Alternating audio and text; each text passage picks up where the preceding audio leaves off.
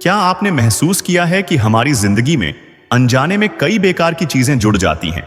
नाराजगी, कड़वाहट, नकारात्मक विचार। जैसे घर में कबाड़ जगह घेरता है, वैसे ही ये चीजें हमारी खुशी और शांति छीन लेती हैं। आइए इस कहानी के माध्यम से हम सीखते हैं कि रास्ते से उठाई गई चीजें हमारे जीवन को कैसे प्रभावित करती हैं और उनसे मुक्त होकर हम अपनी जिंदगी को बेहतर कैसे बना सकते हैं। गांव के एक छोटे से घर में मोहन नाम का लड़का अपने माता पिता के साथ रहता था। मोहन बड़ा ही जिज्ञासु और उत्साही था, लेकिन उसमें एक अजीब आदत थी। वह जब भी कहीं बाहर जाता तो रास्ते में पड़ी चीजें उठा लाता। कभी टूटी हुई चूड़ियां, कभी जंग लगा हुआ लोहे का टुकड़ा या फिर किसी का फेंका हुआ पुराना जूता। शुरू में उसके माता पिता ने सोचा कि यह उसकी मासूमियत है, लेकिन धीरे धीरे यह आदत परेशानी का सबब बनने लगी। मोहन इन चीजों को अपने घर में ऐसे ही इकट्ठा करता गया और उसका कमरा बेकार की चीजों से भरने लगा। मोहन का कमरा अब ऐसा हो गया था कि उसमें एक भी कोना खाली नहीं था। उसकी मां को जब कमरे की सफाई करनी होती तो घंटों समय लगता। वह शिकायत करती, मोहन, यह सब कबाड़ आखिर किस लिए जमा कर रहे हो? इससे न तो घर सुंदर दिखता है, न ही इसका कोई फायदा है। लेकिन मोहन इसे गंभीरता से नहीं लेता। उसका मानना था कि ये चीजें भविष्य में काम आ सकती हैं। उसके दोस्तों ने भी कई बार मजाक उड़ाया कि वह कबाड़ी बनता जा रहा है, लेकिन वह इन बातों पर ध्यान नहीं देता।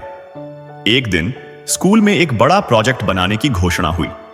यह प्रोजेक्ट इतना महत्वपूर्ण था कि इसमें अच्छे प्रदर्शन पर छात्र को पुरस्कृत किया जाना था।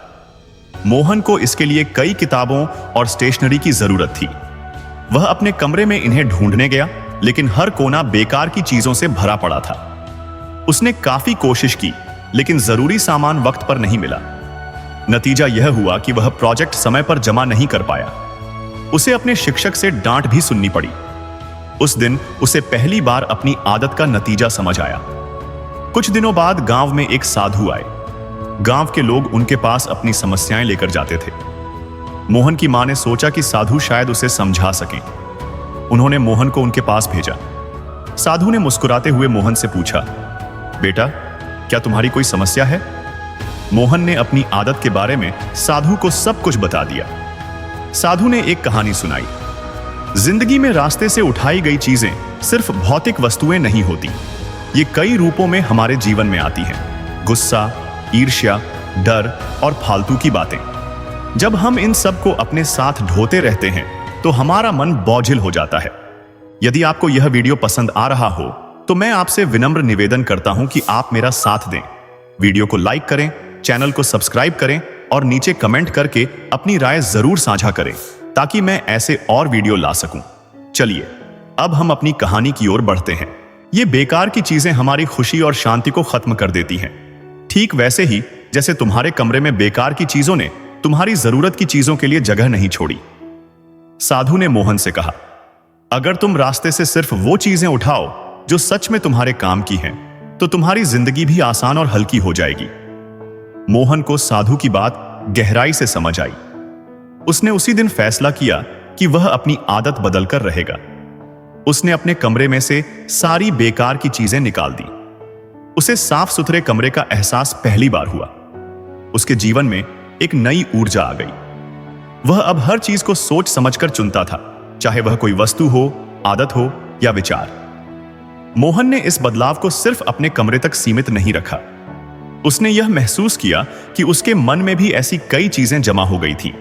पुराने झगड़ों की कड़वाहट, दूसरों की आलोचना का बोझ और असफलताओं का डर। उसने इन्हें भी अपने दिल और दिमाग से निकालने का फैसला किया।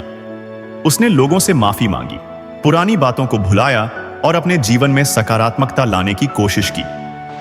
धीरे धीरे उसकी जिंदगी में बड़ा बदलाव आने लगा। मोहन का ध्यान अब पढ़ाई पर ज्यादा लगने लगा। वह दूसरों के साथ मिलकर काम करने लगा, क्योंकि अब उसे शिकायत करने की बजाय समाधान खोजने में मजा आता था। उसने देखा कि जब उसका कमरा और उसका मन दोनों साफ हो गए तो उसकी सोचने समझने की क्षमता भी बेहतर हो गई। उसने अपने स्कूल के अगले प्रोजेक्ट में अच्छा प्रदर्शन किया और शिक्षक से प्रशंसा भी पाई। यह कहानी सिर्फ मोहन की नहीं, बल्कि हम सभी की है। हमारी जिंदगी में रास्ते से उठाई चीजें कई रूपों में आती है। गुस्सा, ईर्ष्या, दूसरों की बुरी बातें, बेवजह की चिंताएं और नकारात्मक विचार।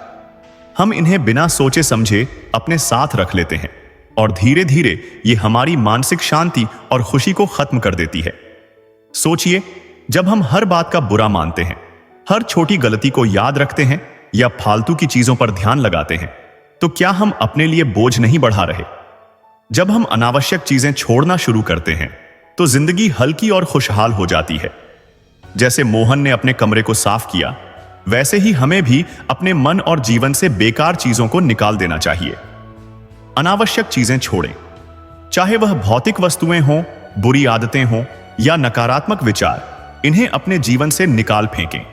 वही उठाएं जो आपकी सोच और जीवन को बेहतर बनाए। कम बोझ के साथ जीना ही असली खुशी का रास्ता है। सोचिए और अपनी जिंदगी पर एक नजर डालिए। क्या आप भी रास्ते से कुछ न कुछ उठा रहे हैं जो आपकी जिंदगी में रुकावट बन रहा है? हो सकता है यह किसी के साथ पुरानी नाराजगी हो या खुद की असफलताओं का बोझ। आज ही इन चीजों को छोड़ने का फैसला करें। यकीन मानिए, जैसे ही आप इनसे मुक्त होंगे, जिंदगी में एक नई ऊर्जा और खुशी का अनुभव करेंगे। अब फैसला आपका है।